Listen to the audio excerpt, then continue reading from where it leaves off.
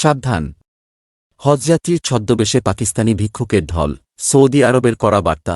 বিস্তারিত জানতে ভিডিওটির শেষ পর্যন্ত দেখুন। হজযাত্রীর ছদ্মবেশে সৌদি আরবে বিপুল পরিমাণ পাকিস্তানি ভিড় জমাচ্ছে। বিষয়টি নিয়ে এরই মধ্যে পাকিস্তানকে কড়া বার্তা দিয়েছে সৌদি আরব।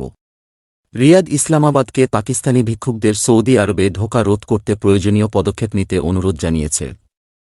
পাকিস্তানি সংবাদ মাধ্যম এক্সপ্রেস ট্রিবিউনের প্রতিবেদনে দেশটির সরকারের ধর্ম মন্ত্রণালয়ের একটি সূত্রের বরাত দিয়ে বলা হয়েছে, সৌদি আরব কর্তৃপক্ষ সতর্ক করে বলেছে, এই পরিস্থিতি নিয়ন্ত্রণ করা না গেলে তা পাকিস্তানি ওমরাহ ও হজযাত্রীদের ওপর নেতিবাচক প্রভাব ফেলতে পারে।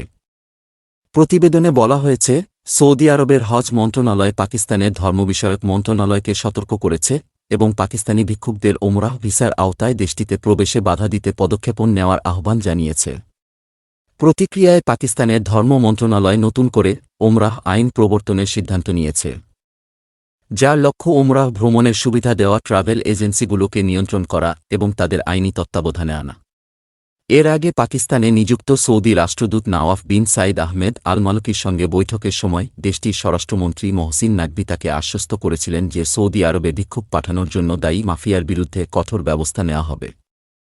তিনি জানান, কেন্দ্রীয় তদন্ত সংস্থা ফেডারেল ইনভেস্টিগেশন এজেন্সিকে এফআইএ এই নেটওয়ার্ক সমূলে উৎপাটনের দায়িত্ব দেওয়া হয়েছে। গত বছর পাকিস্তানের তৎকালীন পররাষ্ট্র সচিব জিশান খানজাদা বলেছিলেন, পাকিস্তানি ভিক্ষুকেরা ওমরাহর আড়ালে মধ্যপ্রাচ্যে যাতায়াত করছে। তিনি জানান, বেশিরভাগ মানুষই ওমরাহ ভিসায় সৌদি আরবে যান এবং তারপর ভিক্ষা সম্পর্কিত কার্যকলাপে লিপ্ত হন। পাকিস্তানের প্রবাসী কল্যাণ সংক্রান্ত মন্ত্রণালয়ের সচিব আরশাদ মাহমুদ গত বছর জানান, বেশ কয়েকটি উপসাগরীয় দেশ সেসব দেশে থাকা পাকিস্তানিদের আচরণের বিষয়ে উদ্বেগ প্রকাশ করেছে।